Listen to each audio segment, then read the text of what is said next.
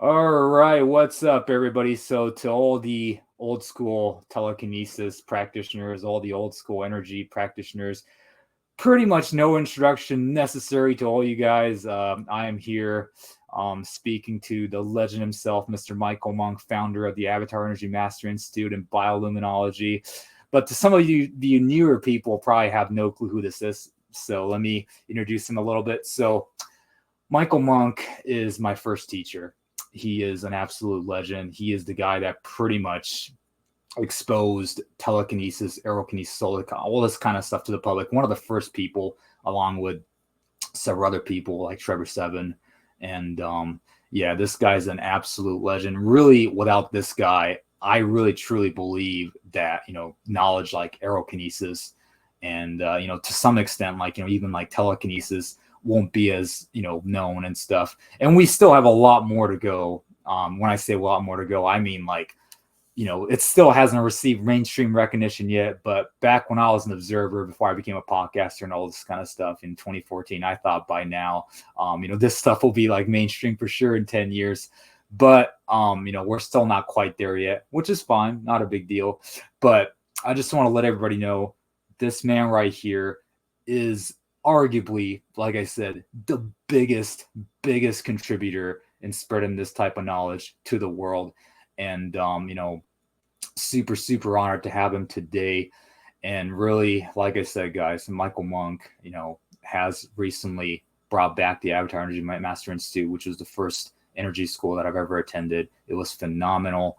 And yeah, just I'm super excited that Michael is back in the game teaching and stuff like that. So was that a good enough introduction, Michael, or should I elaborate more, or is there anything that you You're good, my friend.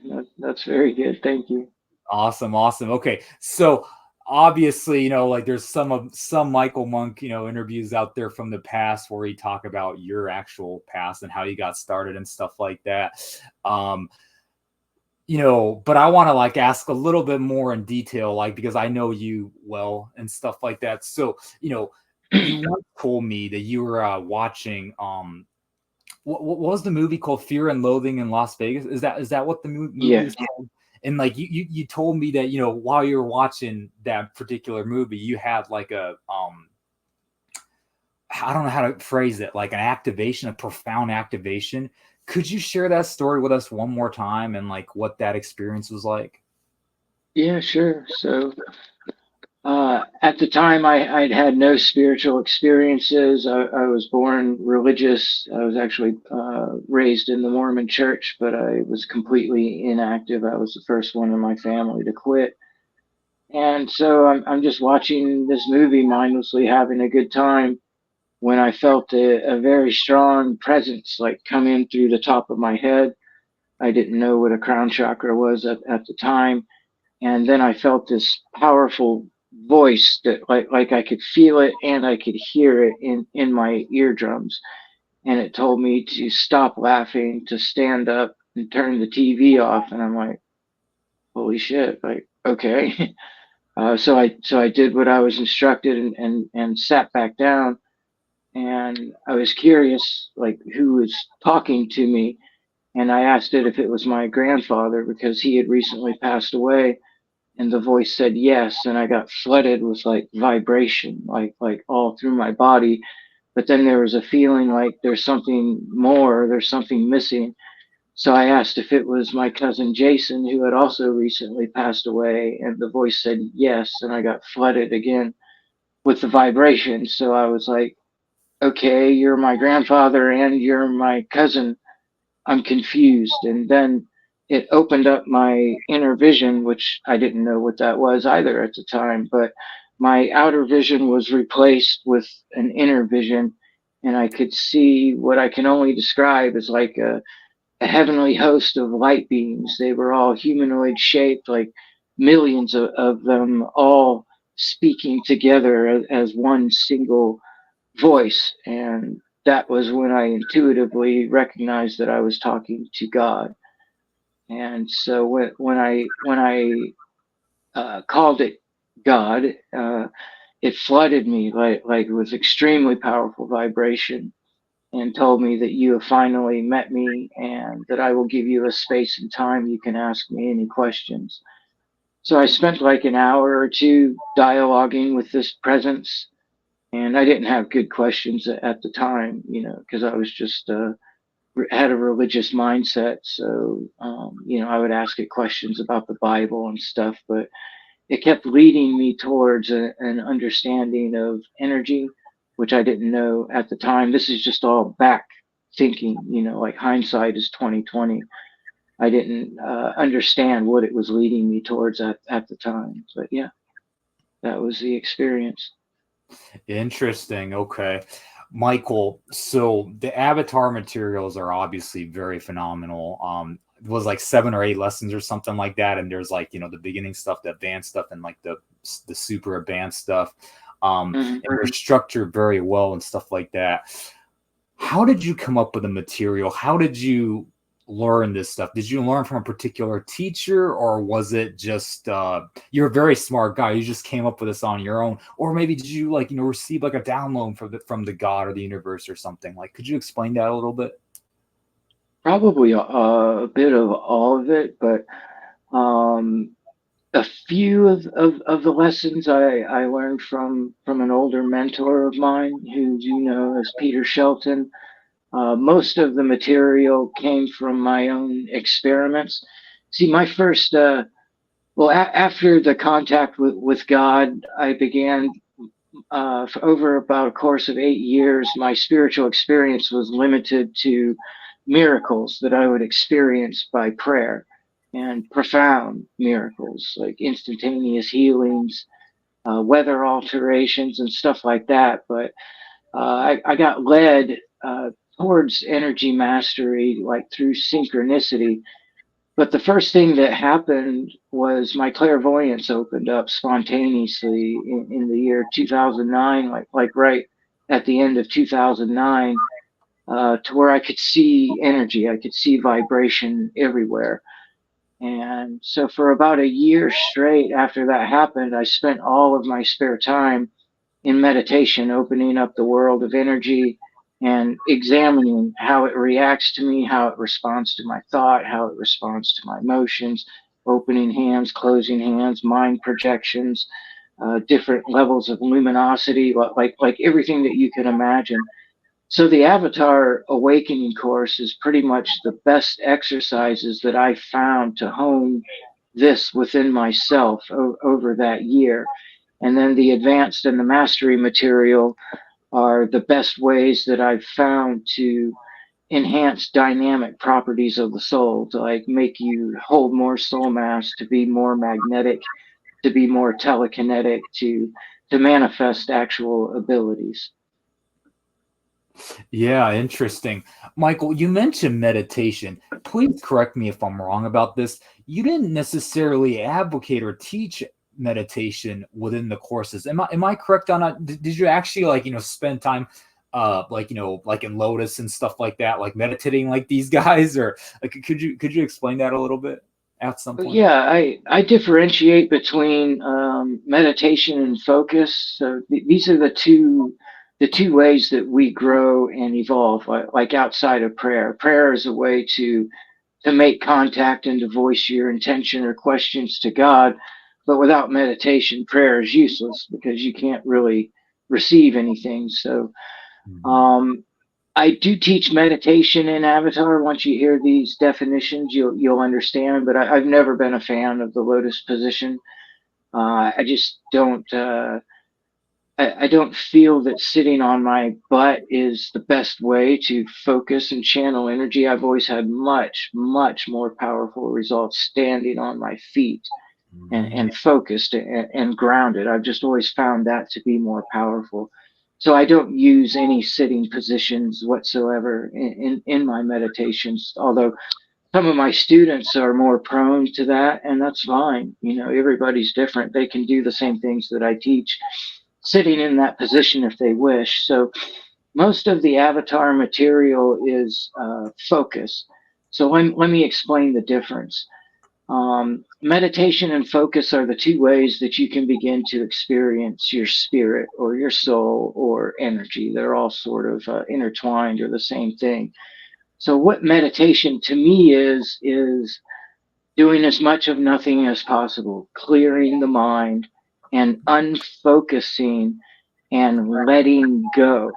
So here in the physical, we're bombarded with sensory data from the nervous system. There's always something to keep us anchored here in the physical. So to meditate, we lay down, we lower our brain waves, and we ignore physical sensory data until we're able to tune it out.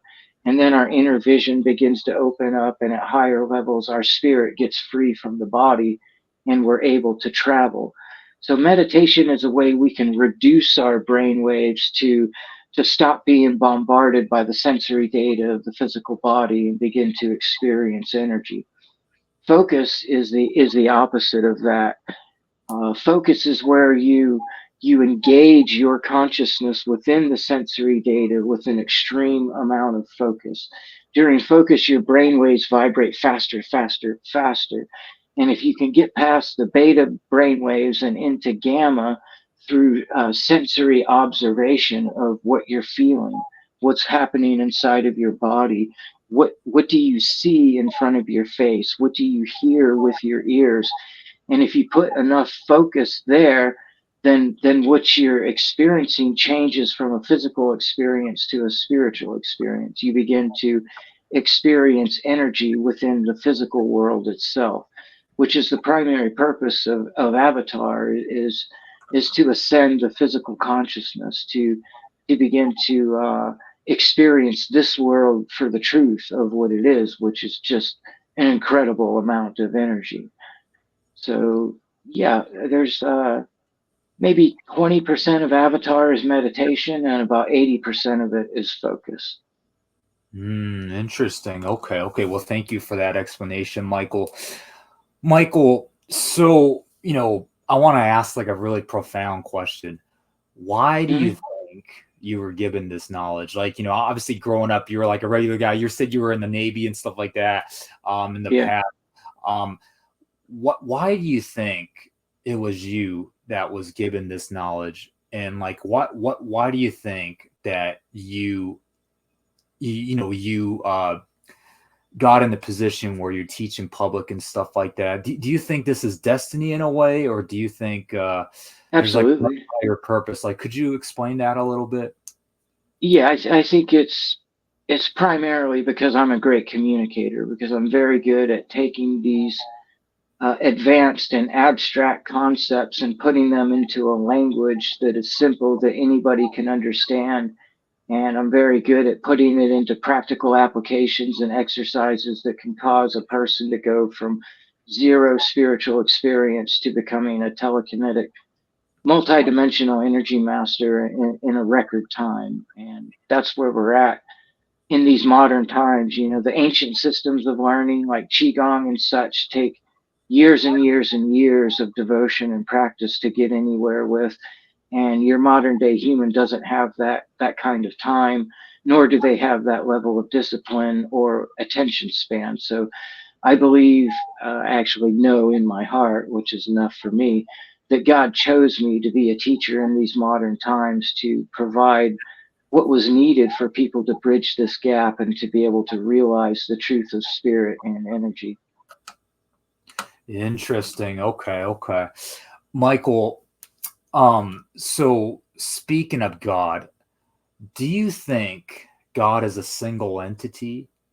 Or like you said, God is just like oneness and stuff like that. Could you elaborate that a little bit? Because it seems like, I've been watching your live stream, since 2018, and maybe your perspective seems like it altered a little bit. Could you explain that a little bit? Sure. The answer is both. God is most definitely a singular entity, but God is also a collective consciousness that knows itself as being many, many, many, many, many beings and worlds and planets all at the same time. But God also knows itself as a singularity. So both are true. But I use the word God. I know a lot of spiritual people shy away from that because of the negativity associated with it, with the religions of the past.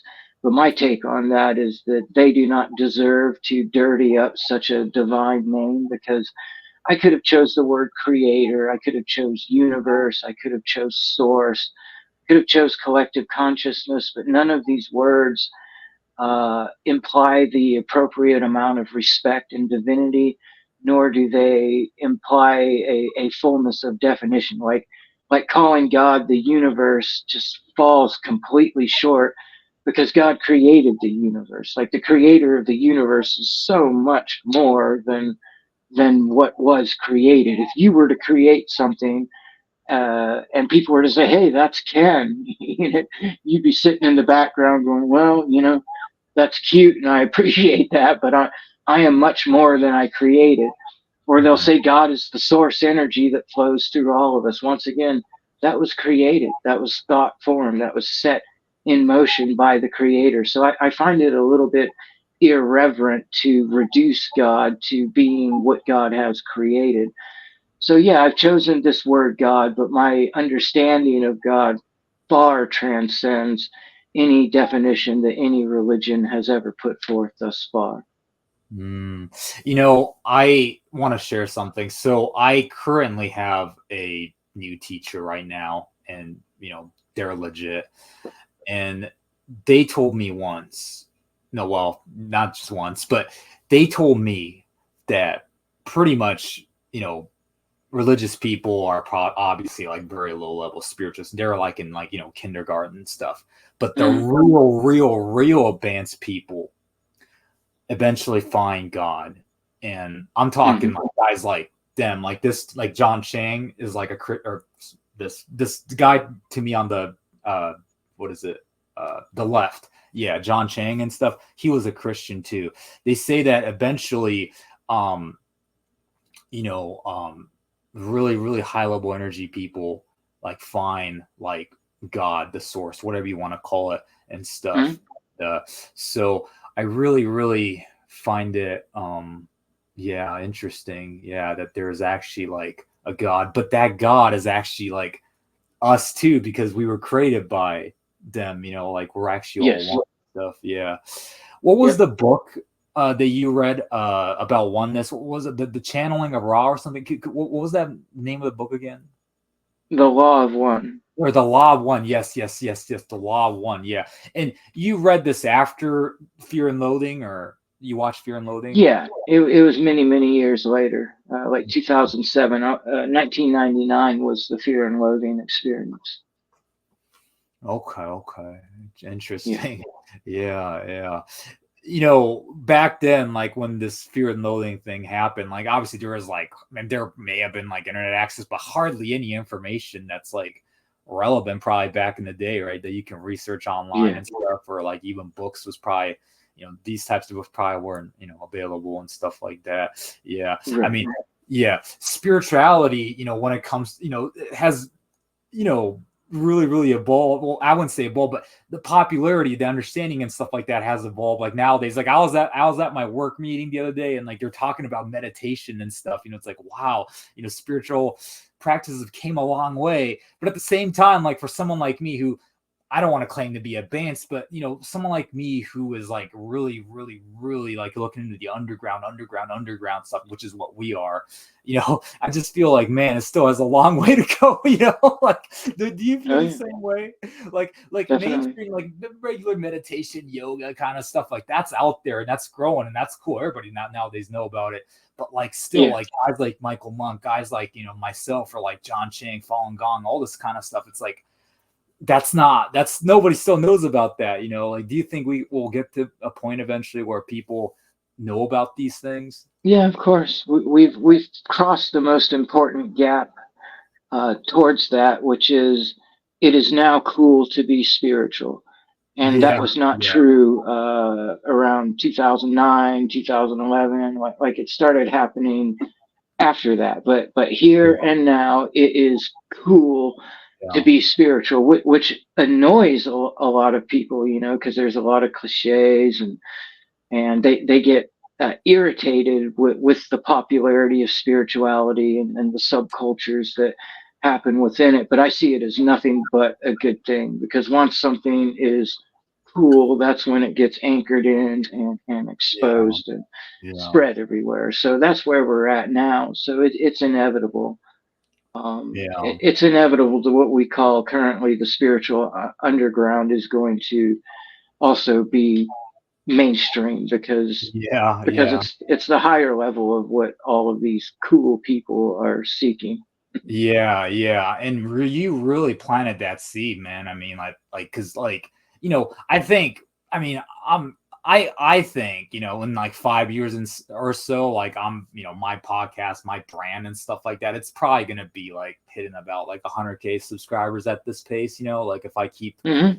if I put in consistent effort and stuff like that, and I'm Mm-hmm. probably gonna be seen as like the one of the original guys, but like guys like us know the real OG, which is like Michael Monk, who planted that seed like way before us, and yeah, there was this super, OG Michael Monk, the Godfather, and guys like you and Trevor and somebody else, MG, you guys really, really, really, really did it big back in the day, and it's really like without you guys, like guys like us, won't be here and stuff. So truly, truly, we're thankful for guys like you. You guys. Appreciate that, brother. Yeah, yeah.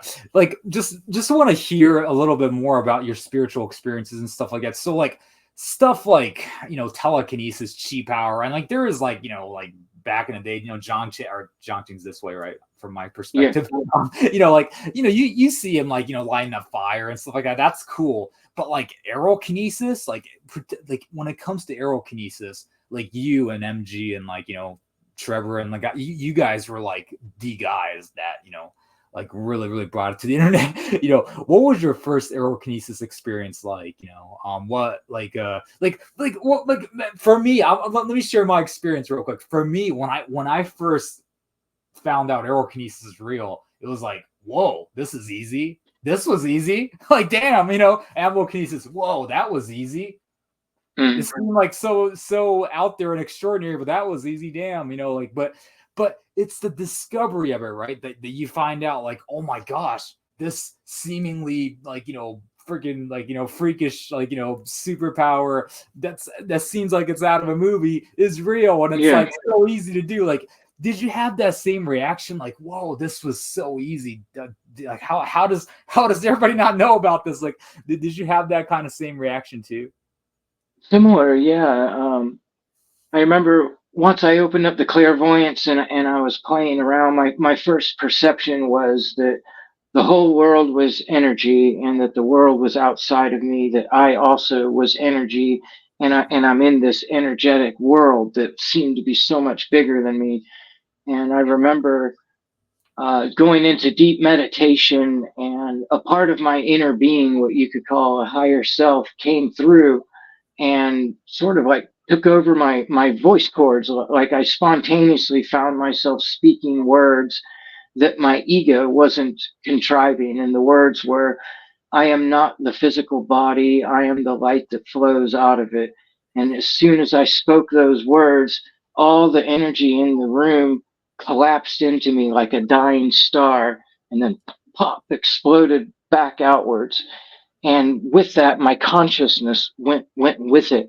So whereas before I could see all of this energy and notice how it reacted to me, now all of a sudden my consciousness, which used to be locked inside of my body, became attached to the world around me through the energy. And it was just a short period of time after that happened that I noticed that the wind was responding to me. As I'd pull energy in, wind would blow this direction. As I'd push energy that way, the wind would follow it. And that's how I came to terms with it. And I was like, holy shit, wow. And that's when I felt I had something to share with the world. Before that, I had this my own private little world that I could open up and experience magic and energy everywhere. But who's really going to care about that? Why should I come forward and share that? Hey, doing the right meditation techniques, you can experience incredible things in your own private little world. But once I could prove it, once I could do these various forms of telekinesis, I really felt that I had something to share and that it was really profound. Yeah, yeah. What? So, like, what is the wind? You never really taught aerokinesis heavily in the school. I mean, like, guys like MG and others, like they're all about aerokinesis and stuff. But like, Mm. really, like from your perspective, and I asked this to many people. It seems like I never get a solid answer aside from one guy who gave me a really concrete answer recently, and I was super happy about that. But I want to hear Michael Monk's perspective on what the wind is. What is the wind? Because for me, like, I think it's so important. You know what? I want to share this with the public real quick. I, thought about a few years ago creating a documentary called, and I still have this idea, and I'm thinking about still possibly doing it, called Windspiracy, and make a documentary about aerokinesis, because it's so profound. Like, why is more people not talking about this? What is the wind in your opinion? Like why can we influence the wind so easily? So what is the wind, Michael Monk? Well, everything is energy. So the wind is energy. The wind, the air is a lighter density of energy than water. It's the same exact thing as water. It's just in a lighter density.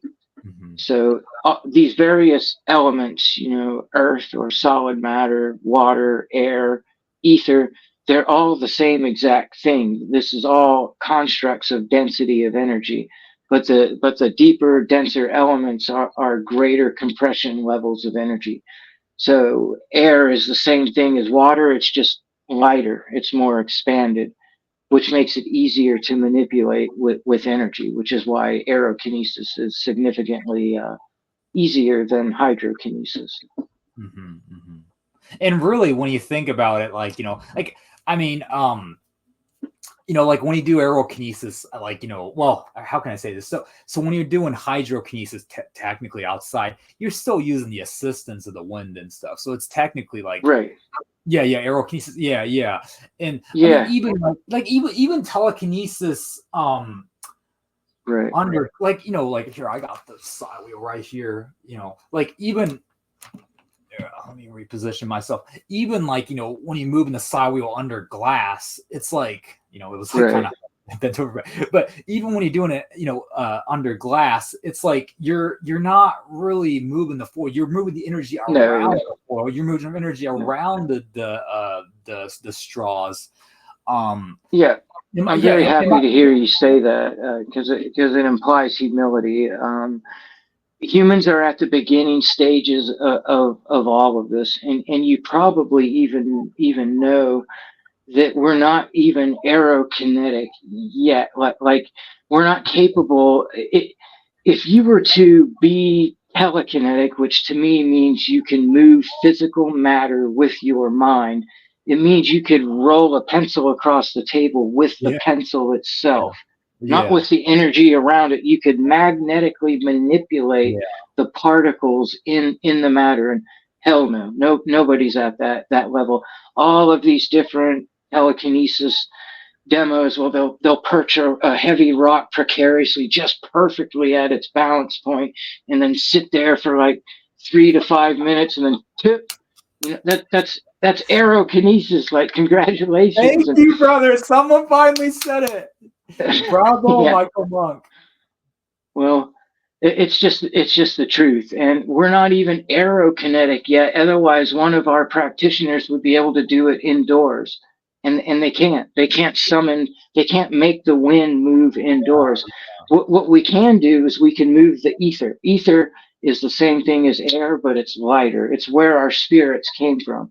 So when we're doing so-called aerokinesis, we're expanding through our ether and applying dynamic properties of our soul, expansion, contraction, magnetism, heat, cool, different things to cause little butterfly effects in the atmosphere that will, with various degrees of efficacy, cause an effect in the wind.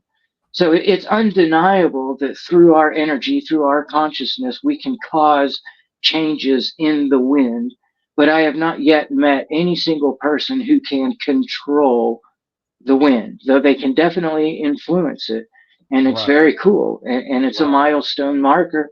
And it's very important because it gives us a tool to prove to people that we are energy, that we are spirit, and that we're capable of expanding our consciousness beyond our body and into oneness with the world around us, which is the true miraculous experience, isn't to move the wind, it's to feel the wind. Like, what does it feel like to be the air? To not just be your body, but to be the air all around it. Then what does it feel like to be the sunlight that's streaming through that air as a part of your body? And to be the water that's in the air, and then the miraculous relationship between the two.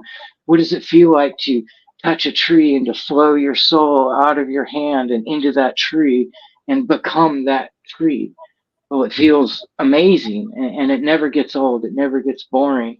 As I like to say, telekinesis is a side effect of soul expansion, of a true awakening into spiritual consciousness. It'll just begin to happen to you, though you can, through practice, you can hone your ability to do these things, but it's not the goal, it's just the side effect. The goal is a full self-realization of your oneness with the world around you and with your unity with the God that created us and the physical system that we find ourselves in.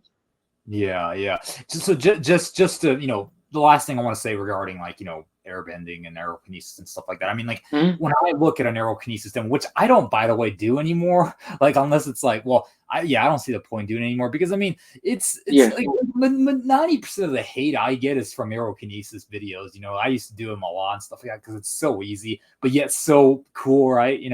But I don't do them anymore. I took them all off of YouTube for sure. And like, I rarely do them on Facebook anymore because it's like even really, really high level spiritual people. Let me share one more story. Sure. There are people that do telekinesis, like I'm talking like moving side wheels and stuff, that still don't even know the existence of aerokinesis. They're out there, so those people are still out there and stuff. Like if those people are skeptical, like imagine like like when I do ammokinesis demos or like aerokinesis demos, hydrokinesis demos, like imagine like like how the general public feels about it. They're like, huh? This is for sure CGI. No, it's not. You can do it too. It's not that hard.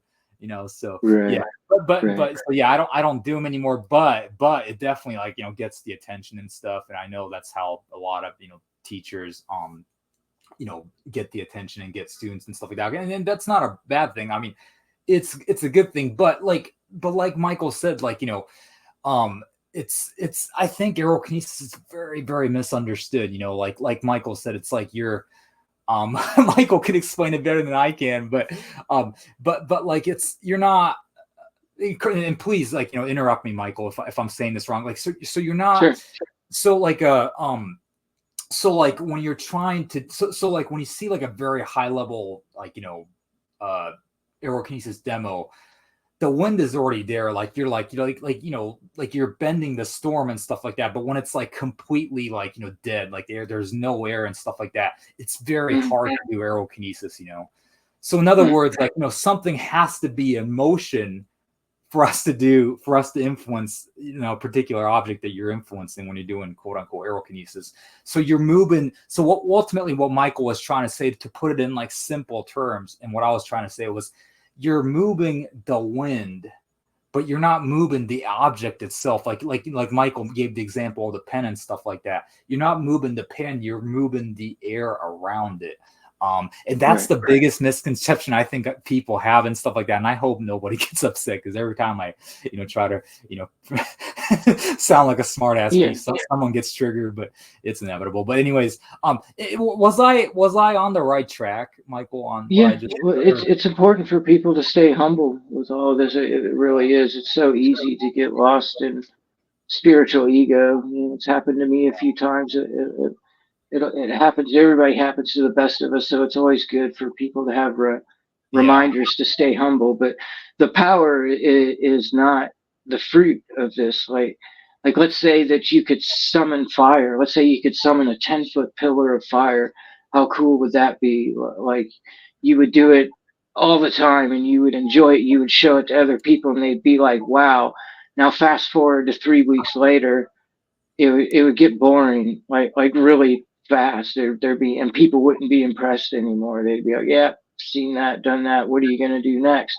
Yeah. But what never gets old is soul expansion. It never gets old to go beneath the earth and to feel the grass growing. It never gets old to project your consciousness up to the sun and feel yourself as being like the source of the sunlight and being all through the air. It never gets old to see a bird flying above your head and to project your soul into that bird's body and to feel yourself flying as that bird. So it's the miraculous oneness connection of spirit and the enhanced relationship that we can enter into with the earth, with the collective consciousness, with the stars, and with the God that created all of it. That's the point of all of this, and the true fruit of the spiritual practice.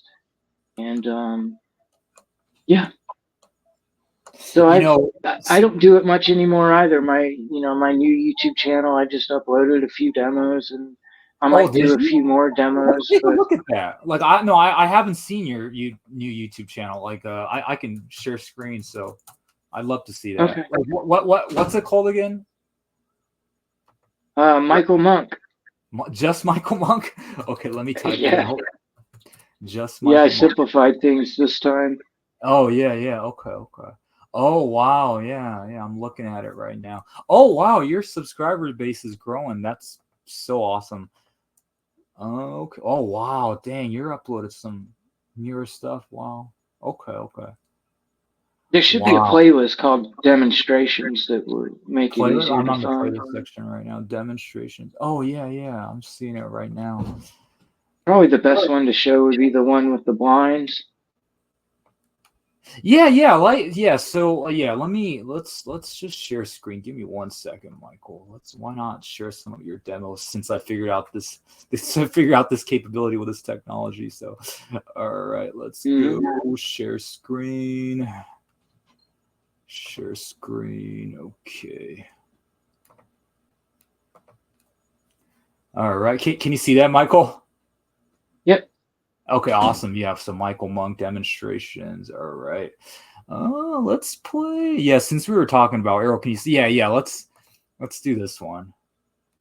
This is Michael Monk from the Avatar Energy Mastery Institute. This is going to be a demonstration. 2014, super old. Unity consciousness. I'm going to be expanding my magnetic presence through the room. And might want to click full screen. Here in the blinds.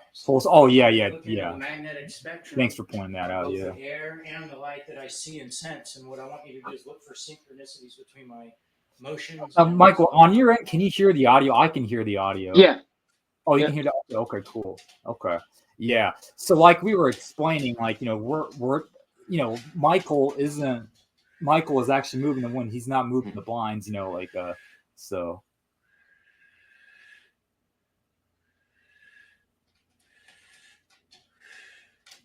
And Michael, please correct me if I'm wrong about this. This day, whenever you were filming this, it was already relatively windy, right? Am I correct on that? Yeah. Well, I'm indoors, so. My fingers are clearly pinched into them. I'm indoors with that's a screen porch. The more of your senses you can have engaged, the more information streams you have access to, and the more you can magnetize and make an effect. So but I think people got to clearly see that demo. That was an awesome demo, so thank you for that, Michael. Yeah, that was definitely air moving the blinds. Yeah, and someone, I heard a voice of someone very familiar. Anyways, yeah, sounded like MG, but anyways, but Aerokinesis is definitely good stuff. Michael, you briefly talked about the ego and stuff, so let's talk about that a little bit. So I want to share my personal experience first about my ego get into my head and acting a little bit arrogant and like a bit of word aggressive. I went through that phase about 2 years ago. I was just kind of down with spirituality. I just kind of was doing a lot of chi practices and stuff, and by doing this stuff, by filling my energy filling my like third eye and like crown area with like energy and stuff like that. I became very emotional easily and stuff. And like for a while, I was just saying like F you to everybody and stuff. Like I normally I'm not right now. I'm the opposite. I'm like I've learned to calm down. I'm about love and understanding and compassion, and empathy, and all this kind of stuff. But there was a phase where I was just super aggressive. I hated everybody. I hated the world. Like all I wanted was power. I became like drawn to hyper masculinity and stuff, and just really wanted to just really, there was a phase where I didn't care about spirituality anymore. Like I felt like it was kind of weak, and like I just didn't want anything to do with it anymore and stuff. And I just, like I said, just became like very aggressive and stuff like that. It seems like a lot of people that embark on a spiritual journey at some point, and especially for men, like a lot of men seem to really, really have this problem. Like, maybe for women, I think they go through it too, but like, since they are already feminine, they're grounded in this feminine energy and stuff like that. But a lot of men who do telekinesis and stuff like that, they seem to kind of go through a phase where they kind of collapse a little bit. I went through that as well. Could you explain why that occurs? And like, obviously you went through it as well on two different occasions that I know of. Could you explain that a little bit? Well, first, it occurs for many different reasons, but I would say that the primary one is that we spontaneously open ourselves to more energy, more connection, more of the universe than we're ready to hold within our being, and so it temporarily drives us insane. And so we lose our head, we lose our ability to interact properly with people. We forget what it's all about. There's, because of the law of one, that everything comes from God, which is a singular entity that knows itself as being all of it, means that each one of us being a fragment of that, we can expand our borders through consciousness. When you're in the physical body, the skin of your body provides very solid differentiation between inside and outside. You are your body, but you're not the world. But that's not how it works when you're in spirit. When you're out of your body, your spirit takes whatever shape you're currently holding. And if you want to expand, you just expand. If you want to contract, you contract. And as your spirit, you can become one with anything. It's effortless. So as we embark on this path of soul expansion, we expand beyond our human self, and we become more and more and more. We become the world around us. We become the people around us. And we can even expand beyond Earth and into other collective consciousness.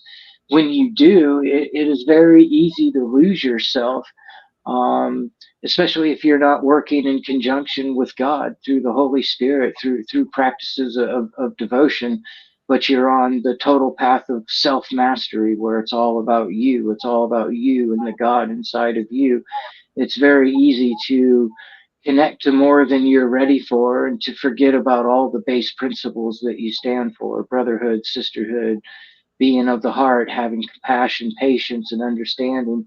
These things can temporarily just fly out the window, and you can become exactly that which you struggle against. So yeah, it happens to the best of us. It's happened to me 2 or 3 times. So.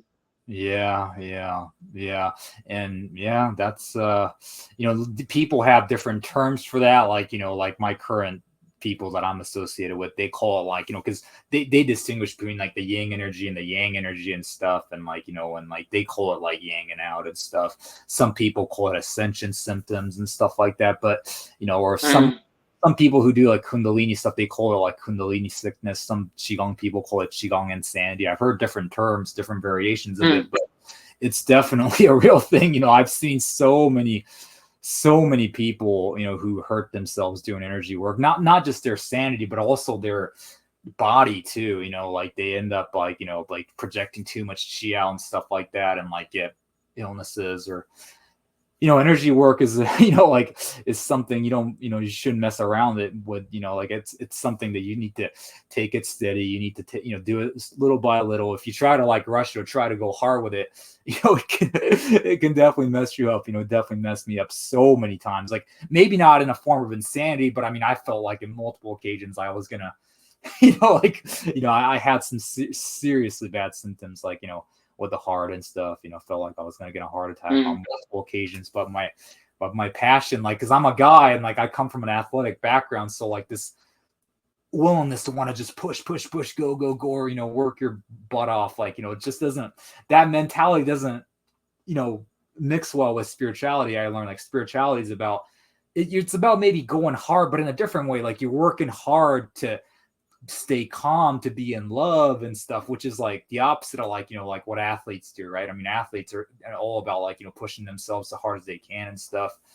In business, it's all about, working your butt off and like, and just going hard, getting after it. But with spirituality, it's the opposite. It's like, if you want to evolve spiritually, it's about being calm. It's about being zen. It's about being yin. It's about all that kind of stuff, and just, grounding yourself in meditation and stuff. And, that balance, I'm still trying to find that too, because I come from a, like a martial arts background and stuff. And like, I watch all these like, anime and warrior shows and stuff, and I still have that aspect of me, but it's, yeah, I need to remind myself, like that, that's not what spirituality is about and stuff. And, like, can you resonate with a lot of stuff I just said, or?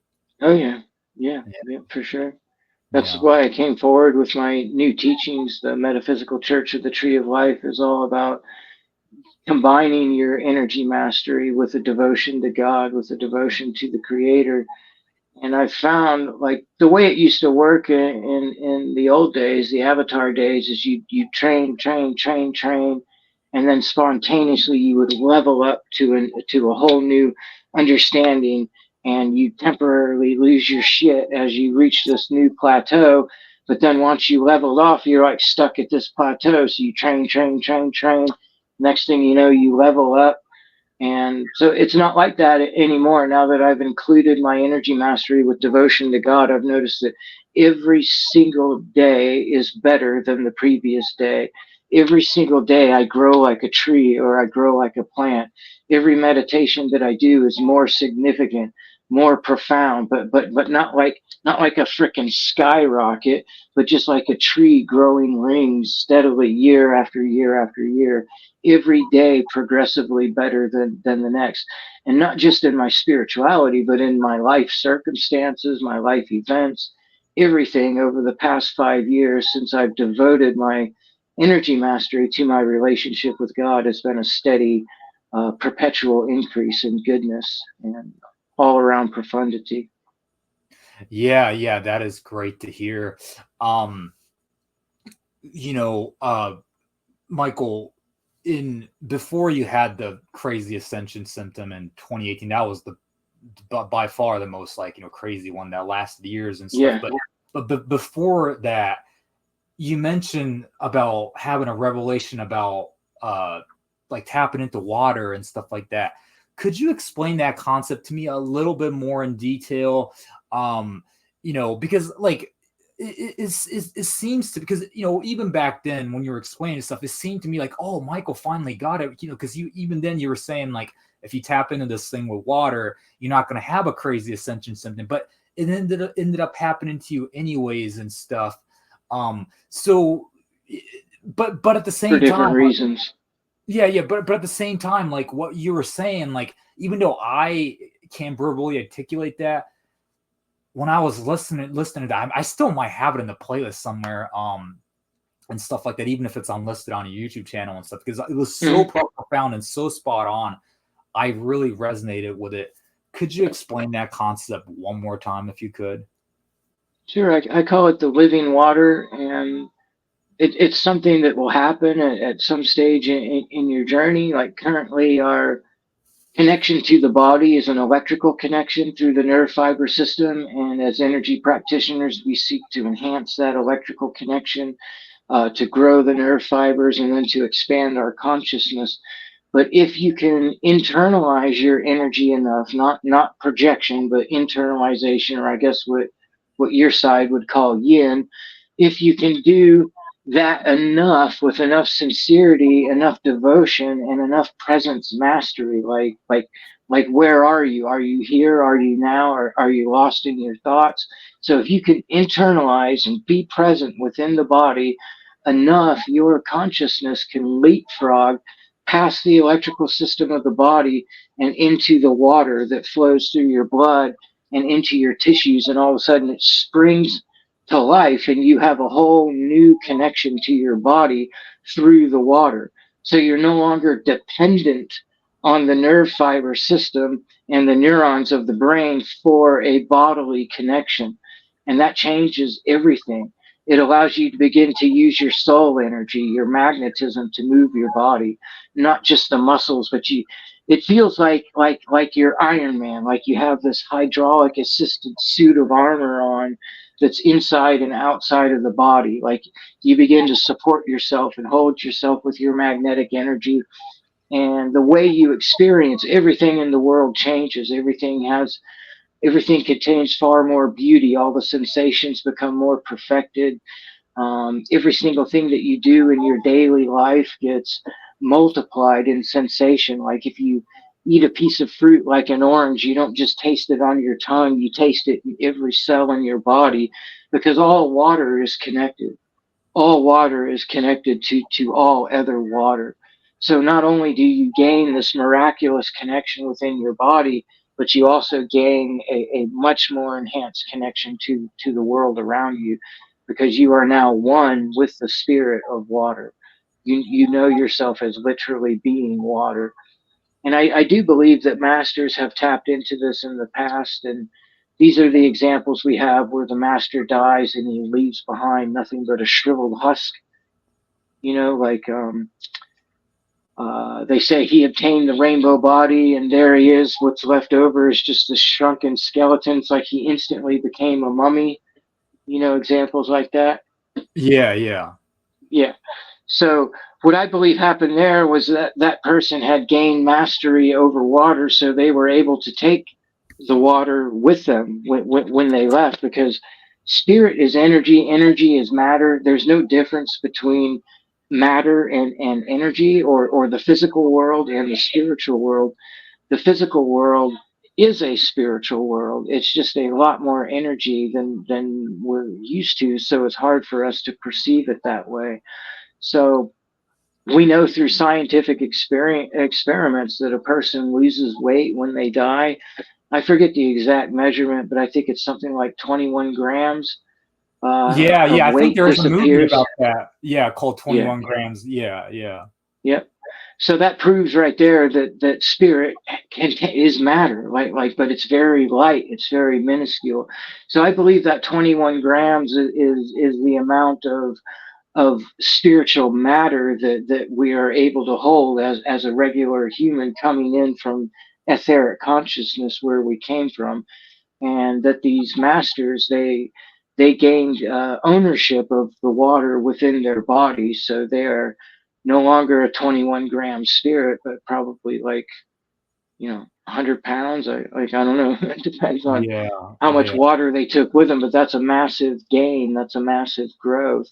Mm-hmm. And I can testify that this happens because I've had thousands of out-of-body experiences, and so I know the spirit of the average human who has never awoken, never done any energy mastery exercises, and they're like a child, or compared to an energy master who spent some time and focus and effort within the body. In the world of spirit, we tower over beings that haven't done any of this work. So the work really shows up in the world of spirit. And those of us that have done the work, we're like angels and archangels, and people that haven't, they're just ordinary. They're just regular spirits in the spirit world. So the physical world, life on earth, is an opportunity to have massive gains in spirit in a very short period of time. And energy mastery is the path to achieving that. Yeah. I want to share one more thing. There's a gentleman, who teaches something called Kunlun Nigong, and this teacher Max Christensen talks about. He says like 99% of like energy systems out there right now are all like Kundalini, like they're all like fire based. He said that before the fire path, there was like the water path, and water path like more of a yin path and stuff. And before the water path, I saw in his blog, it said that there was like the wind path, and he said the wind path was like you know, I can't remember. I mean, I could be wrong about this, but if I'm not mistaken, he said something along the lines of, you know, you're able to, like, you know, telepathically, you know, communicate with people and stuff like that, I believe is what he was saying. But he's a very high level guy, you know, who teaches, like, you know, ascension and, like, you know, enlightenment and all this kind of stuff. And like you said, like, you know, I don't think he calls it rainbow body. I believe he calls it golden dragon body, or the diamond body or something like that. But it seems like, you know, it's similar to what Michael's saying. It seems like Michael has kind of, you know, had similar revelations as well, where he went from like a, you know, nerve fiber, like, you know, heating up your, you know, nervous system type of path, to like coming into the water understanding, and then now to, like, you know, to this, you know, tree of life, God understanding and stuff like that. Do you kind of resonate with what you're saying? Like, it seems like you're really on the right path, the right track to, and really truly comprehending spirituality, it seems like. Absolutely. Yeah. Michael, what is your goal right now? I mean, you're currently living, well, you're not at the moment, you're not in Bali and stuff like that, but you're residing in Bali. Beautiful place, amazing people. I'm building connections with people in Indonesia right now and stuff. But what is your goal at the moment? Is it to like let's start with, like, you know, business wise stuff. Obviously, Avatar is back. Do you plan on, like, you know, gaining a lot of students and stuff like that? Do you have like a particular goal in mind, or? Well, no, I don't really roll like that anymore. My goal is to love God in the present moment, and that's it. So to understand the fullness of that, a person would have to attend one of my lectures, but I'll give the short version of it. Love is a force. Love is not a concept. Love is half the side of the force that allows us to practice energy. So there's light, which is vibration. Love is a property of the space that the light is flowing through. And when you have a lot of love, you have a lot of magnetism. You have a lot of attraction. So love is a force that harmonizes and amplifies light. So the more love you have, the more light you hold, the more harmonic your light is, the more efficacious it is at having an effect on things. So when you choose in this moment to open up your inner space to love God, that's when the high magic happens, because the mind of God, the will of God, which is expressed through light, enters into your body. And then you hold that with love, and it gets harmonized with your system, and it gets amplified.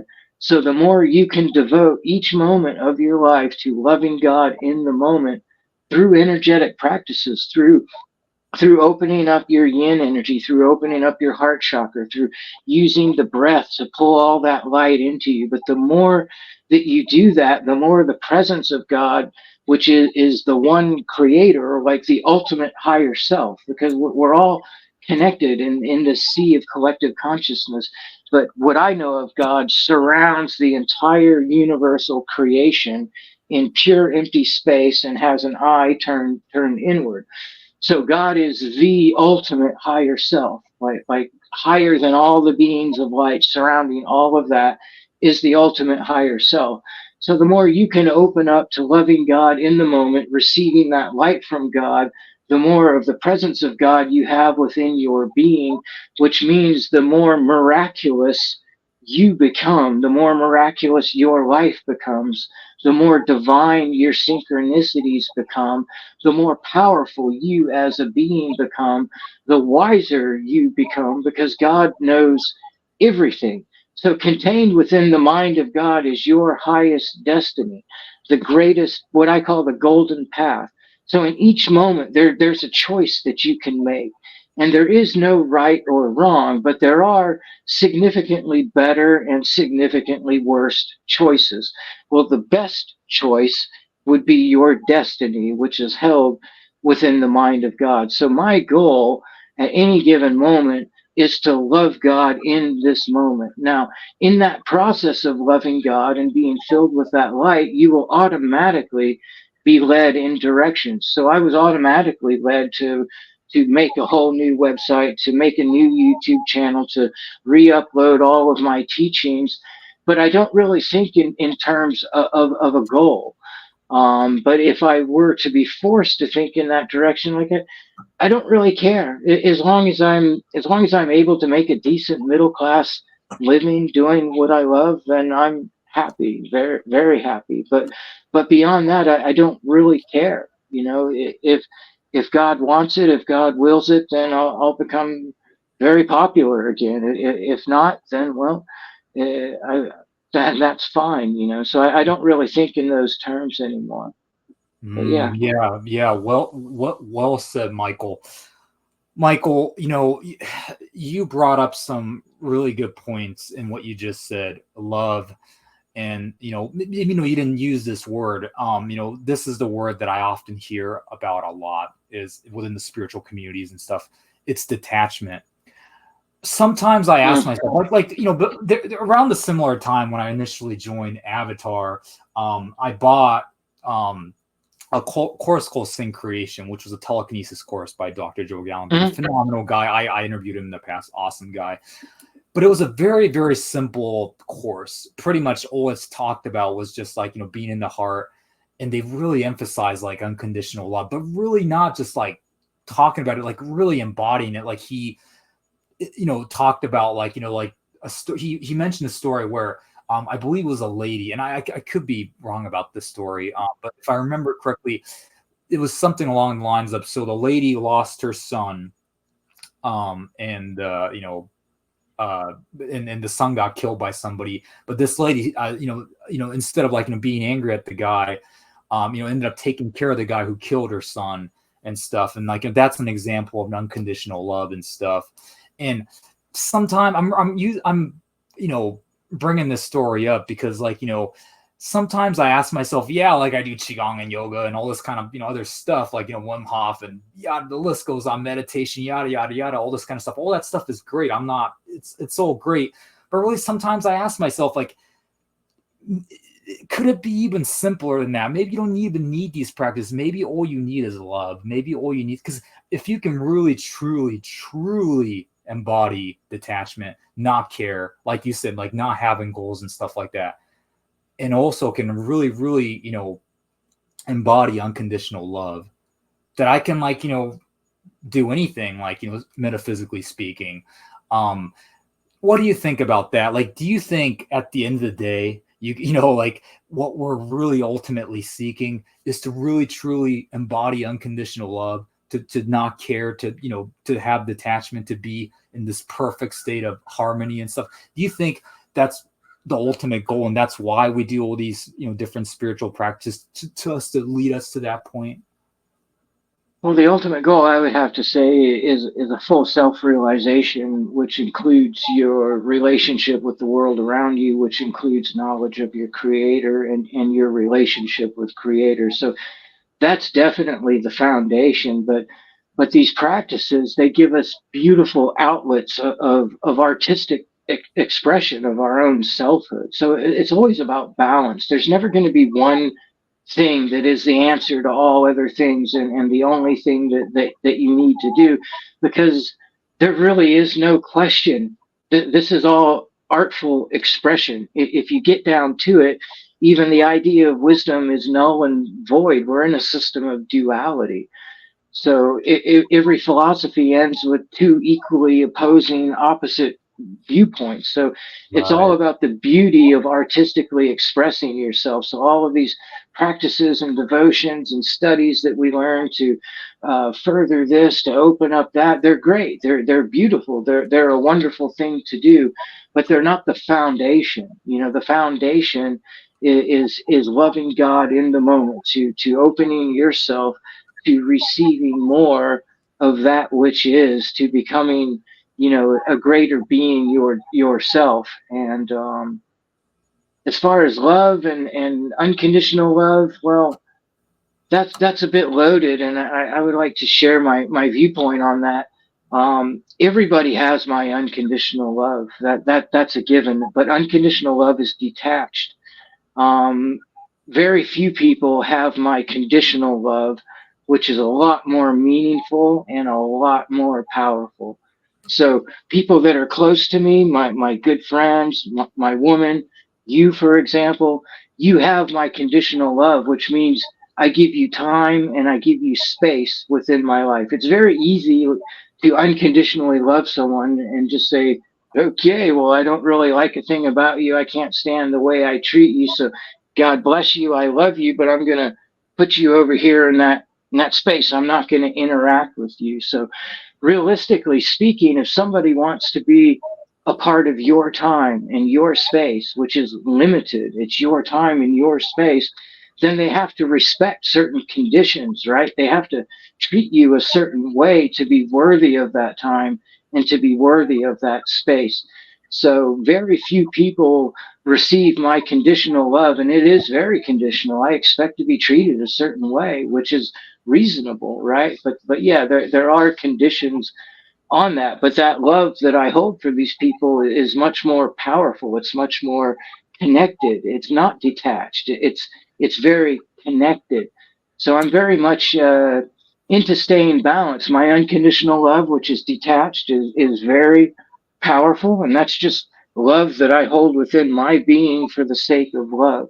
And then there's love that I hold for the people that are important to me in my life, which is very connective. You know, it's like a very strong cord that I keep to them, which is very powerful for them and for me. You know, a two-way street.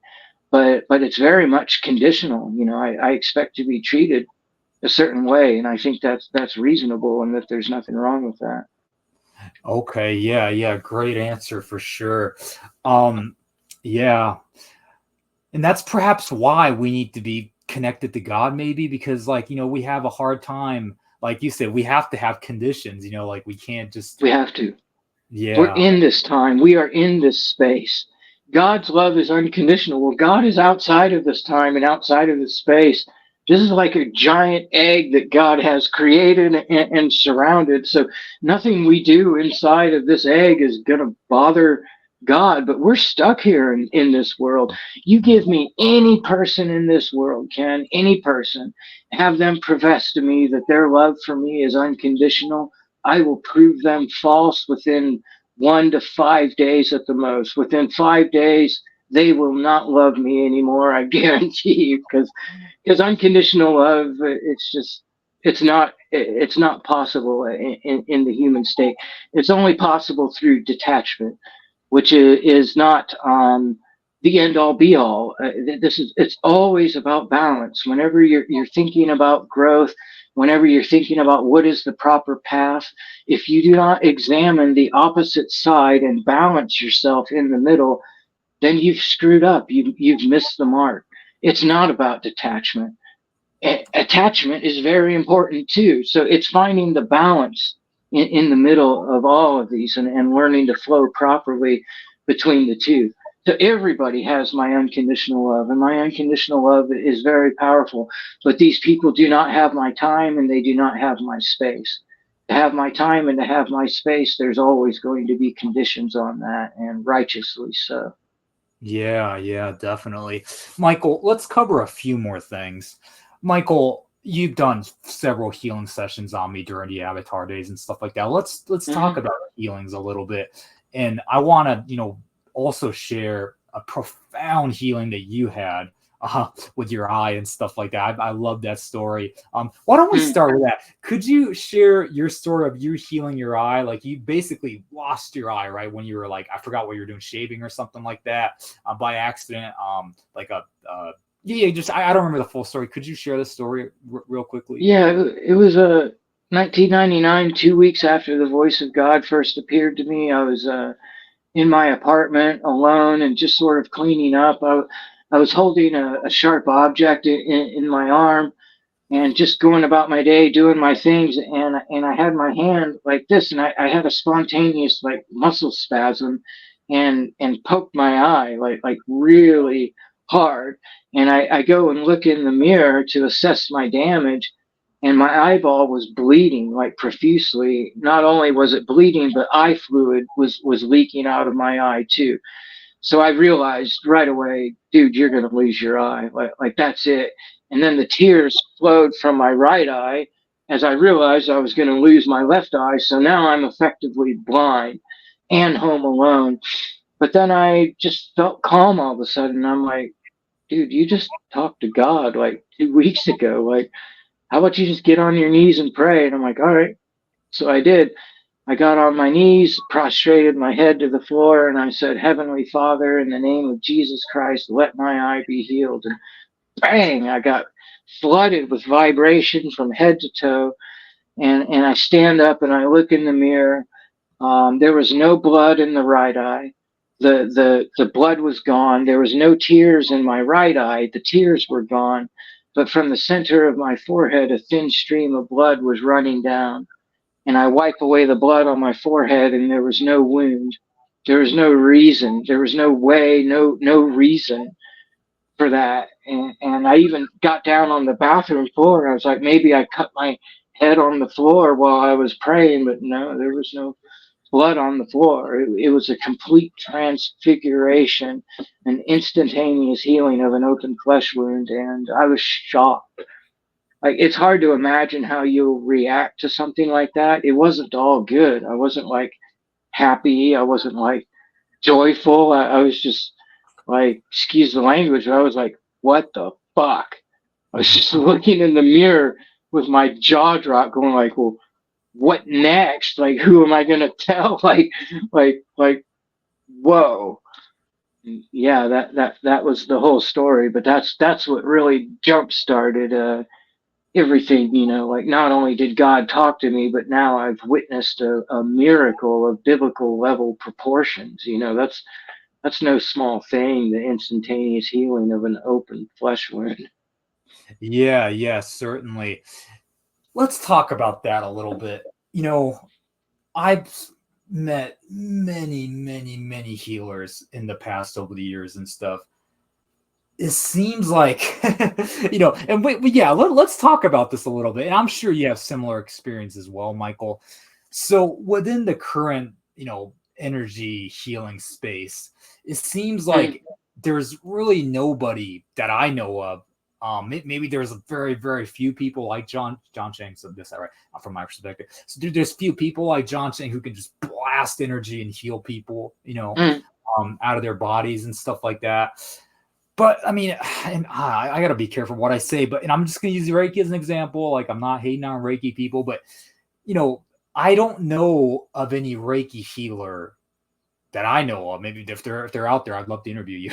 But to my knowledge, it seems like, I guess it depends on the illnesses or the injury and stuff like that. But there's no Reiki healer out there that I know of that can just blast energy out of their hands and just like heal an illness and stuff like that.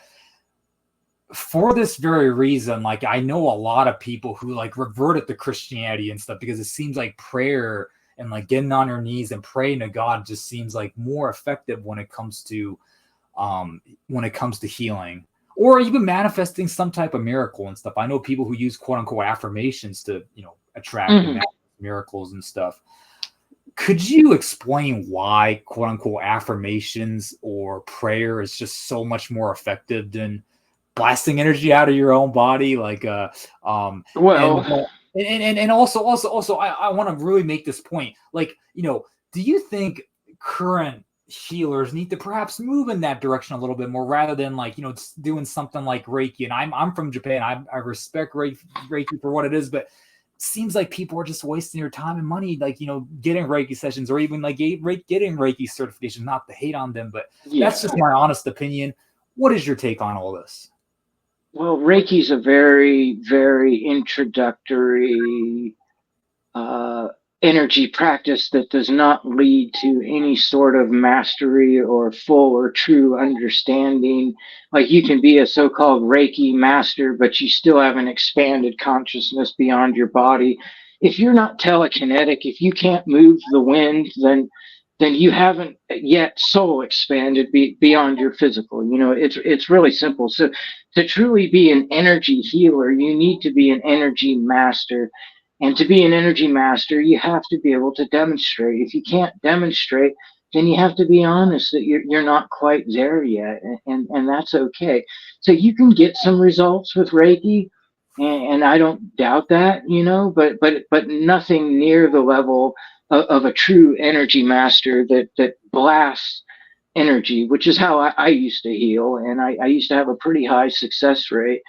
About 30% of the clients who would come to me for healing would actually receive healing. Now, as far as what you asked about prayer, you said prayer and affirmations. I would definitely keep those separate, because prayer is a lot more powerful than affirmations, because you're actually reaching out to divinity. You're actually reaching out to higher consciousness, whereas affirmation, you're just doing mental programming on yourself, which can be effective, Well but it said, doesn't well belong said.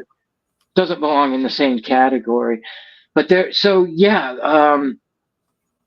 and there's a lot to this. It's prayers in the name of Jesus Christ that are powerful. These Christian prayer healers, they pull off some high level shit. Yes, No yes, they doubt that do. they Yeah. pull off some stuff that energy masters can't even touch. But here's the problem. None of them have any consistency. There's no consistency to it. They just get these, like me, and I use prayer too.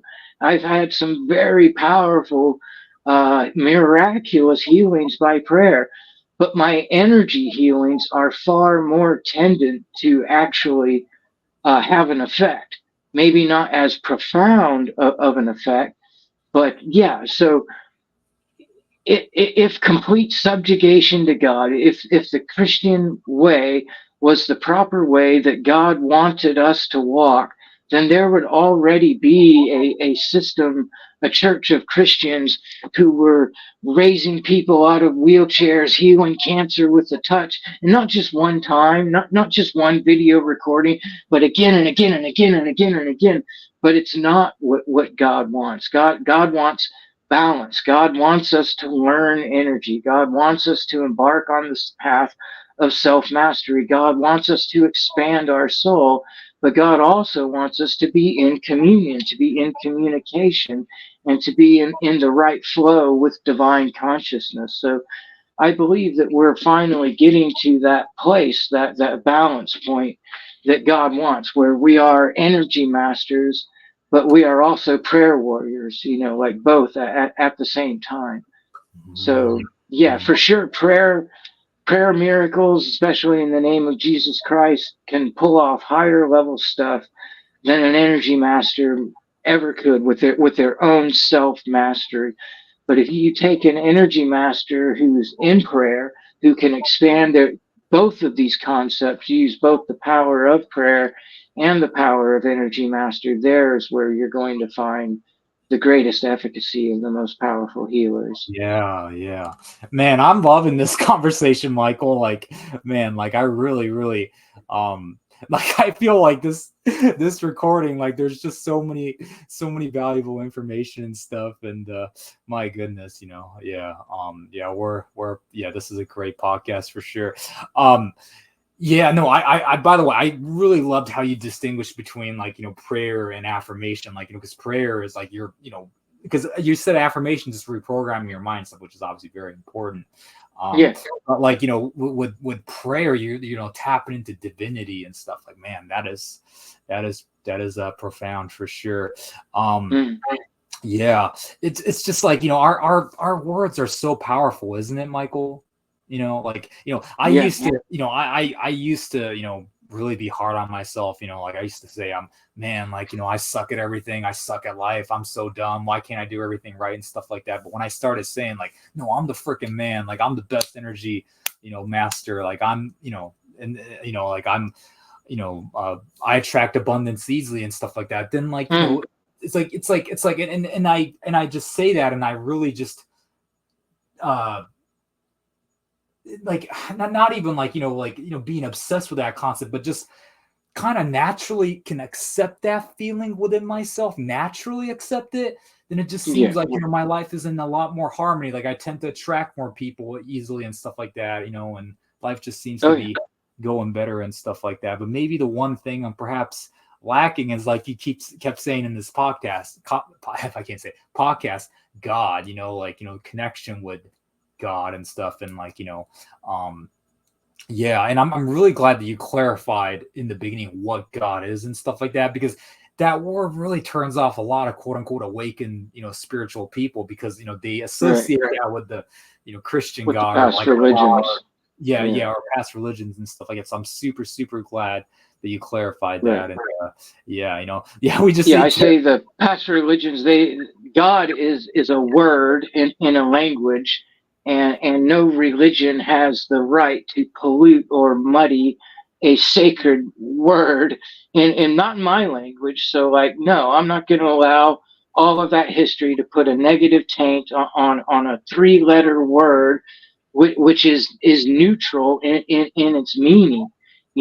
God means the creator of the soul, the creator of all, like who creator. So no, I do not permit these past religions and these evil secret societies to dirty such a word.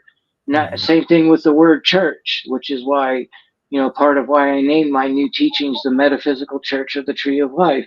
Church should be a good word. Church should have been the best part of life. Like if we didn't have the false religions that had dominated, like, church should be the number one thing that we look forward to. Church should be a place where you go to learn energy, you go to learn clairvoyance and meditations, you go to talk with people who are genuinely connected with God and can help you genuinely connect with God yourself.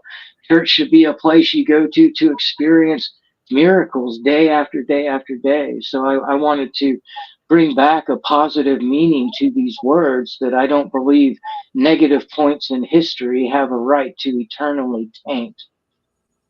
Yeah, certainly, Michael. Well said. Michael, so let's go back to healing a little bit. I want to add even more value to this conversation and stuff like that. So there's probably a few people watching this. I think a lot of people that are watching this are very advanced people and stuff like that. But there's a few people probably that are like, kind of like beginners. They might be dealing with an illness. They might be dealing with they might be dealing with, like, maybe perhaps a really serious, like, illness or something like that, or maybe an injury that's incurable or something. What would be your advice to those people? What should be step one that they should do? And like, what should they do? Like step one, like all the way from A to Z. What would be your advice?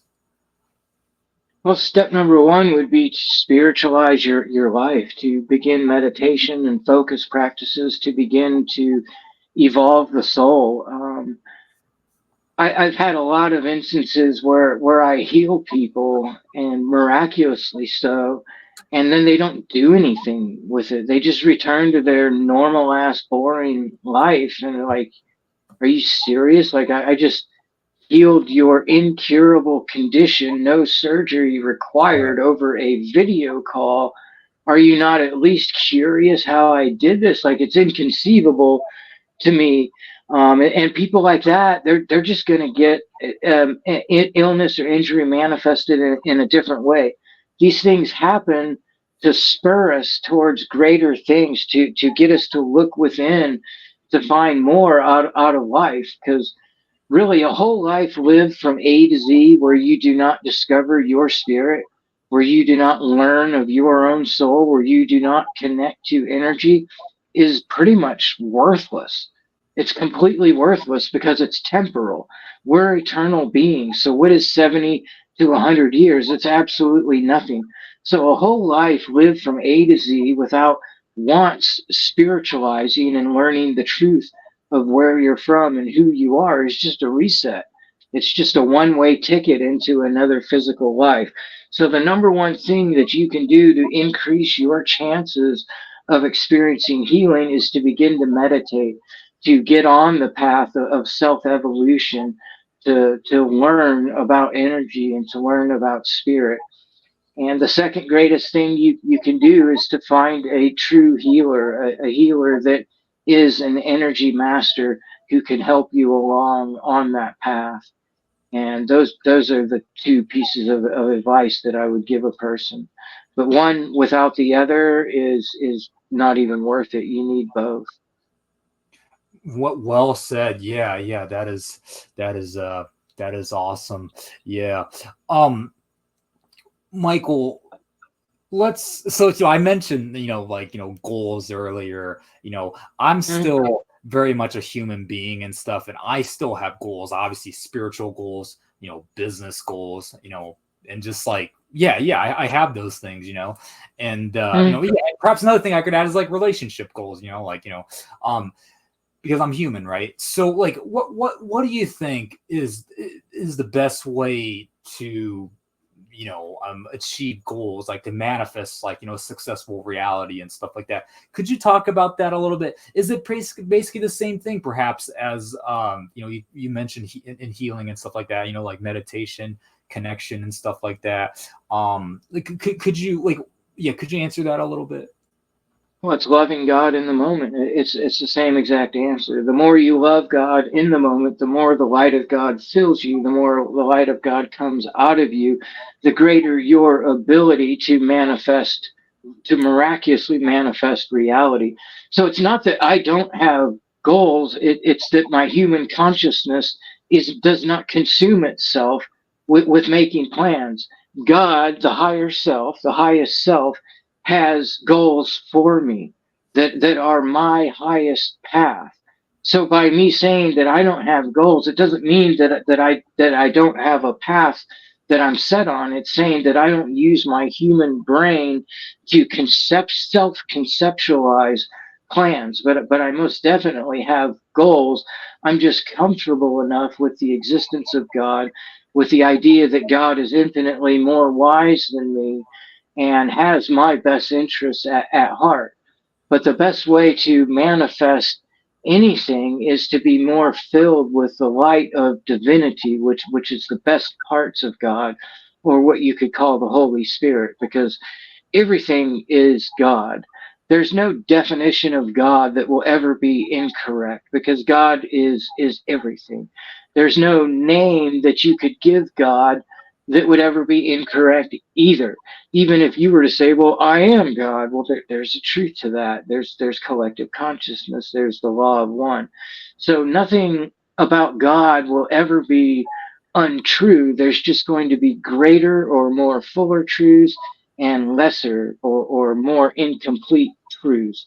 So the best way that I have found to manifest is by far to devote your human consciousness to loving God in the moment, and through the practices of energy mastery to amplify that love. Since I've done that, everything just works out for me. Everything just always works. I always have what I need. I almost never run into any difficulties. And when I do, it's miraculously solved. So yeah, that's the number one. If you can truly learn the fullness of what it means to devote your now moment to loving God, you will discover just exactly how powerful that is. And that's why I do it. I don't do it out of morality. I don't do it out of some sense of humility. I do it because I'm an energy master who's devoted to the highest possible path. My goal is physical transformation. My goal is for me to not be a physical being anymore, to transcend this body of flesh into pure consciousness, into pure light. And no practice that I've ever embarked on holds even a candle to my new practice, which is energy mastery in devotion to God, to loving God through the presence. I have felt more magnetism, more vibration, more powerful, more miracles have happened. I've gotten tangible, solid evidence that says this is the way to go. It's why I do it, not because it's the right thing or the moral thing. Like I don't really think in those terms anyhow, but because it has been by far the most effective tool for me to grow as an energy master. And that's exactly why I do it. What well said, Michael. what was I gonna say? So, like I'm really trying to embody that similar mindset as well, like within the manifesting community, which I highly respect. Nowadays, there's a lot of law of assumption people that are doing like specific people manifesting and stuff, and that stuff is great. I see some of the results that these people have and stuff, and I'm like, wow, this is truly amazing and stuff like that. If you truly like keep affirming and like visualizing eventually like a particular goal might manifest and stuff, and that stuff is great. But maybe there's perhaps like a much more simpler way, a much more softer way, gentler way, if you will, to just live like an abundant lifestyle. And that is, like Michael said, to like really love God, to really truly just being almost like in the natural flow of things, and then that way you're not like really stressing, you're not spending so much time and just like meditating and like visualizing like a particular outcome and stuff like that. And you can live a much more enriching life perhaps if you try to not focus on like specific. Yeah. So not that there's anything like I want specific things as well, like obviously specific things are important, but I personally think like if you can like like we talked about balance, I think balance is a very critical thing that we mention on this podcast and stuff. I think if you work hard with your physical body towards something, and if you can like also like embody spirituality, like love God, and like be in a natural flow, then you can attain whatever goal that you want. And so obviously you can still try to like nail down to the very, very specific thing. Like say you want a specific like lover back or something, then there's not much you can do with physical action, right? I mean, if with something like that I can understand, that's common. That's the main thing I see within these manifesting communities. They want their exes back and stuff like that. They want their that seems like the one thing that people struggle with. Is it cool if you talk about that a little bit, Michael? I mean, obviously, like is it okay if I mention her name? You got Miss L back, right? I mean, can I just say, I mean, you got Lana. I mean, I'm sure she might watch. I mean, I know her somewhat. Yeah. You obviously got Lana back and stuff, but was that like, did you like get on your knees and like meditate and just pray to God, like, I want Lana back? Or did you just, like you said, like just kind of get into the natural flow of things, and then she was, she came back to you naturally, like, Well, I continue to relate with her in spirit. So as an energy master, I can connect with any spirit in any dimension. So once I fell out of physical contact with her, her spirit, which has always been with me, knew the truth of my struggles, knew the truth of everything that I went through, and also knew the truth of my devotion, my absolute devotion to her. So her spirit stayed with me, even though her physical disconnected.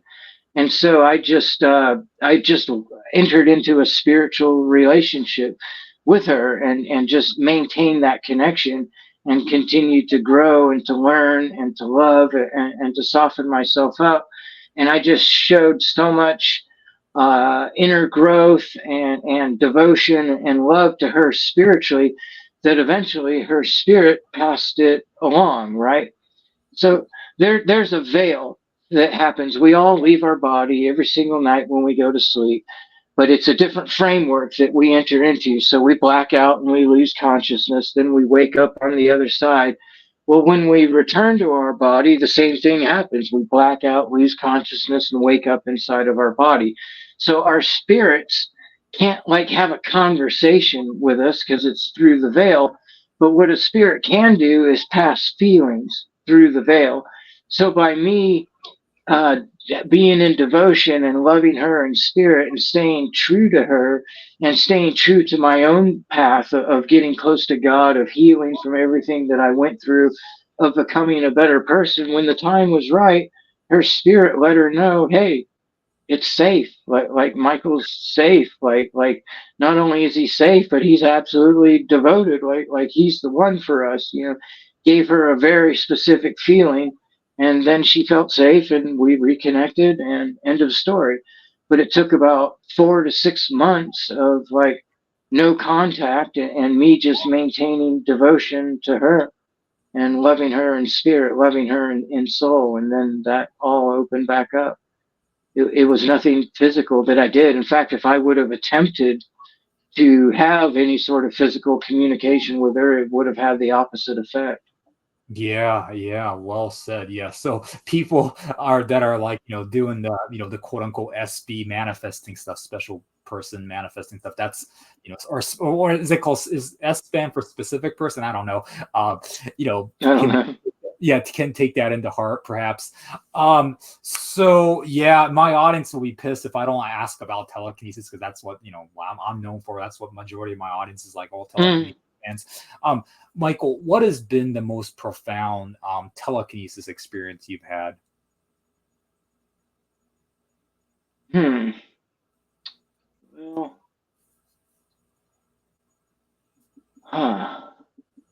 like not aerokinesis, not ammokinesis, like telekinesis. Okay, yeah, because I was separating between visually profound or actually profound. I rolled a metal bar across a bed in a hotel room, a solid 10-pound metal bar with my hand 10 inches above it, and it just rolled over the bed wherever I put my hand. And I can't repeat that. Why do you think you were able to pull that particular demonstration, or if you want to call it that, off? I was in an extreme state of heightened consciousness. It was during one of those crazy periods where I was, off the rails connected. So it's just one of those miraculous moments of extreme connection where you do things that are far outside of your normal repeated ability, which happens to all practitioners. I tend to be more humble about it, and I only claim to teach the things that I can do, not the things that I have done. Like when I see a teacher who's teaching teleportation. Now, I don't doubt that maybe this teacher has once, maybe twice, spontaneously teleported an object or teleported themselves, but can they teleport? Hell no. Hell no. Otherwise, they wouldn't be offering a course for $95 a month or whatever. They would just go public and be a massive multi-millionaire, and they would change the whole world, overnight. So, if I were to teach the things that I have done, I would have courses on stopping time. I would have courses on making the sun come out of the sky and sit on top of your head, or like making flocks of birds appear out of the sky at midnight. Like I've had many super profound things happen again and again during magical, moments of heightened consciousness. But I place a huge separation between what I have done and what I can do. So I'm really only interested in what I can do. These have done things, they're very cool to let you know that so much more is possible, but they're not worth wrapping up your identity into it. Because I believe these are moments where God steps into us and becomes more of a part of us and shows us more of what's possible. But if we try to pretend that this is something that we can do, then we're taking the wrong meaning from it. God is just trying to show us that more is possible, and potentially even encourage us having a heightened relationship with it. But yeah, that's all I have to say about that. You have to see. Yeah, well said. Yeah. I want to ask Michael. I want Michael to share one more story. Michael, one of my favorite, I don't know if you have it on your YouTube channel anymore. Like, remember the demo you did? It was at night, and like, sorry, it was at 1 a.m. if I remember correctly. And like, the birds. Yeah, the birds. Yeah. You woke up the birds, and like they're chirping and stuff. How did you do that? I try to replicate that, and I can't do it. I mean, I became a telekinetic guy and stuff like that, but like that, like honestly, Michael, that's the, like, out of all the demos that I've seen, that's the one particular demo, aside from the feeling, like that one really impressed me. I was like, we can't quite call it a demo because I turned on the camera after it happened. So let's first, state that. But this is a miracle that I pulled off 3, maybe 4 times, going out into nature in the middle of the night.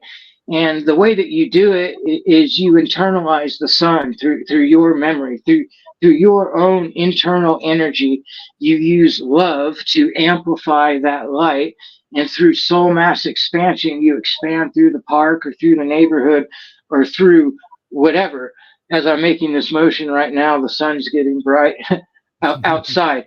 So what happens is if the density of your energy is sufficient and your light is strong enough, all the birds in your local area will think that it's daylight because they see in a different spectrum than we do. So I brought about a what the birds thought was daytime. So they all start chirping like mad and flying around and doing their business. So yeah, this is something that I pulled off 3 or 4 times, and the last time was at Matthew's house in downtown Pittsburgh, and so as soon as it happened, like I didn't mean for it to happen. I was just doing a soul mass expansion with Matthew, giving him an activation when chirp, chirp, chirp, chirp, the birds started going crazy. So I busted out the camera. And that video is on the new YouTube channel. It is. Oh, it is awesome! I want to watch that again. That's so cool. I mean, I don't know this gentleman, but man, I remember when I see a very knowledgeable, articulate, intelligent person, I never forget it. Man, like because it was like 2015-ish, like 2014-ish, like that I was like, I was still an observer. I was on the other end, like in my audience. I was the audience, and like, man, I was watching that. I was thinking, man, like this Michael Monk, amazing. But this guy, Matthew, that you mentioned, never forget that guy. Like so articulate, so intelligent, like so many. Like he's one of those people that I never ever forgot about. Like man, that guy was intelligent. So yeah, he's a great guy. Yeah, man, so many great memories we have with Avatar. Like.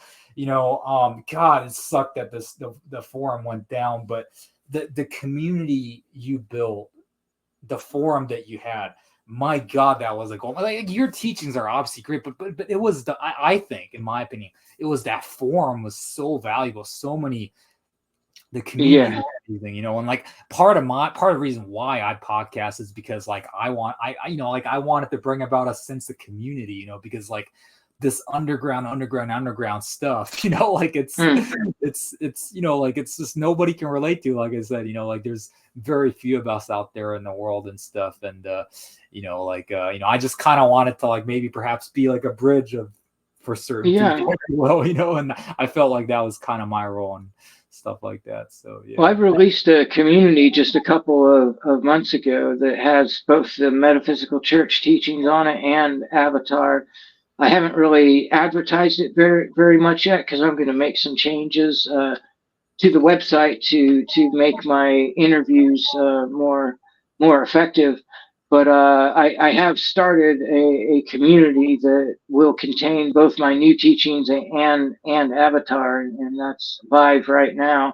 And it's going to be donation based, so everybody can access all of my teachings for one monthly donation amount of their choosing, and that's live right now if anybody wants to join it.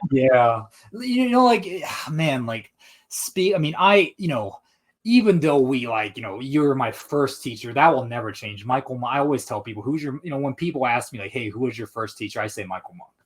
Like instant answer, not even Trevor. It's like, and I'm cool with Trevor. Trevor and I are super cool, but like, you were my first teacher and stuff. And like, for the longest time, I think, all I wanted was the Avatar certification. Like, before I got to that, the school, went under and stuff. But and right now I have a completely different goal and stuff like that as far as like becoming a teacher is concerned. But sometimes, again, I still like I call myself Energy Apprentice Ken because like, I still feel like I need to learn a little bit more before I can be a teacher and stuff like that. But I'm bringing this up because, your business model, back in Avatar days was like, obviously not donation based and stuff, but I'm thinking about that donation based business model may not be a bad thing, because like, I whatever this attitude of like, hey, like whatever, you think my value is worth, just pay me that, like that's more like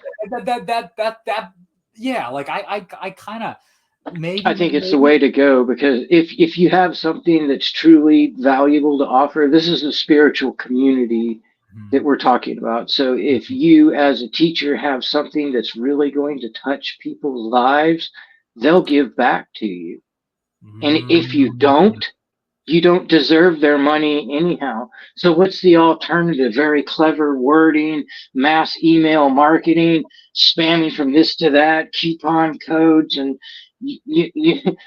proper, using Facebook advertisement. Like, God, like, no. Like, if you deserve to be a spiritual teacher because you have something to offer which will truly magnify people's lives, they'll give back to you. And if you don't, they won't. And that's fine. Everybody has a path that's suited to them, that's suited to their own abilities, and spiritual teacher isn't for everybody. So I believe the donations model is the way that everybody should go. And I haven't had any problem with it since I've started it. A good amount of people do the minimum donation that I have, which is $10 a month, but I've had people commit as much as $400 a month, when they could have just given 10. So I've been meeting students in person, like it's nothing that I advertise, because it's not something that I want to consume all of my time with. But as students get closer and closer to me and they reach out, I'm willing to have an in-person visit with them. Well, some people have given me, as little as like $400 or $500 for spending a weekend with them. Some people have given me as much as $2,000. So it's all worked out, Yeah, right. And it's so sorry to interrupt you, Michael, but I really want to share this before I forget. Like, yeah, you're totally right. I mean, like, look at the damn churches. like there's thousands of churches in America, and probably all throughout the world and stuff. And what do? They don't have a course. They don't have a set amount. They don't actually bring anybody any closer to God. Like, they do it by donation and stuff. And I mean, even though religion is toxic and has like there is a bad aspect to them, but there are certain aspects of what they're doing and stuff that you can definitely learn from and take away and stuff. And I'm kind of resonating with that right now. Got a part of me, especially for me, like it's like I kind of have the attitude of like, hey, like I do everything for free anyways, but like I kind of like that. But hey, I'm like whatever you feel like my podcast is worth, or whatever feel like my teachings are worth, just donate to me. Like, hey, if you think my stuff's crap, if you think it's only worth $1 or $0, cool. Right. But if you think like my work is worth like it's priceless, then give me 10 grand. Like, I don't care, but I kind of I definitely don't vibe with free. Like I will never ever open up my stuff for free. You have to donate, but the amount it is up to you. But if a person's not even willing to give back to have an exchange, well, I straight up don't care. Well, then then you don't get access to my teachings. But I do believe that there's an exchange. A well-functioning society is built on reciprocation. Yeah. So if you think what I have is worth your time, then it's surely also worth at least a little bit of your money. And you shouldn't expect somebody like me to do what I do in my spare time. Like, you shouldn't expect me to go to McDonald's and flip burgers for 40 hours a week, and then in my spare time put together a course for everybody and answer questions and whatnot. But so I do believe the donations model is going to be the model that will stand the test of time in the near future. It'll be the mark of a true teacher that has something truly valuable to offer. Is they won't do it for free, but they'll do it based on donations to make sure that everybody who's truly interested can do it regardless of their financial situation. Yeah. Well said, Michael. I mean, honestly, like, like that's, I mean, I don't flip burgers, but I still make pizza. I still have a 4-time job and stuff. And I do this podcast for free, like, Yeah. and, but, like, because, but like, a lot of people say like, man, like, like, you should be charging for this and stuff. And it's cool to hear that from people, like, man, like if you could roll out, a course or something, like, man, I totally get that. If you roll out a book, I can't wait to see what Ken has to say. Here's, some of the crazy stories that you got and stuff, like, yeah, like it's monetization is definitely something that, yeah, that's definitely on my mind with this work and stuff like that. It might be a while because I'm not going to run and roll out garbage, but yeah, that's something that's definitely on my. Well, I'll help you with that when the time's right. We'll have a talk. And Oh yeah, 100%. Yeah. Yeah. But man, my goodness, we've been almost talking for 2 hours. Time flew by like crazy. Is there anything else on your mind, Michael Monk, that you want to share to the world? I think we've covered it, man. I would like people to have the opportunity to check out my new work, though. So I would like to give my bio website, which leads to both aspects of my work, the metaphysical church and the energy mastery. So my new teachings and my new websites are available at michaelmonk.bio, which bio. It's funny because I thought bio was short for biography, and that's why I chose it. And then I ended up discovering that it's actually biological, and that it's a highly specialized domain name for like organic products, and it costs over $100 a year. But yeah, I've already started it, so gonna stick with it. michaelmonk.bio, and that leads to all of my other works. It's my bio site, which tells all about me, and then it leads to Avatar and the Metaphysical Church, which in my new community, the two come together. I teach Avatar and the Tree of Life teachings in the new community. Awesome. Yeah, I'll definitely put those links in the description for sure, 100%. Yeah, like I said, Michael, I'm truly, truly, truly, truly grateful that I got to do this podcast with you. I mean, like I said, you are my first teacher and stuff, and you're the one that, without your efforts, like, I will for sure not be here. Well, maybe, I don't know, like, I give credit where credit's due, to Trevor too, but like, man, like, out of all the spiritual, gurus, teachers out there, I mean, like, man, like this underground stuff that you brought out is like, really, really, really important. And, like you really made a big dent in the spiritual community for sure, 10 years ago or so. And, and you continue to do so. And, yeah, I'm so grateful, man, like, and, yeah, just your name, like Michael Monk, Monk, like, you know what I mean? Like, like, it's just you're meant to do something like this, you're for sure. Obviously. Yeah, obviously, you're meant for this work and stuff. And yeah, I know, like it's funny, like we both have the same problem, like, I because people, said, have asked me in the past, like, hey, is Michael Monk a real, is that his real name and stuff? And I'm like, yeah, as far as I know, like, it is. Yeah, and like, my last name Jolly too. People are like, like, is that your real name, or are you just trying to be jolly or something? Like, no, that's my real name, dude. So yeah. That's something we have in common for sure. So yeah. It's okay, a German last name. Yeah. Oh, is it? Okay. Yeah. Okay.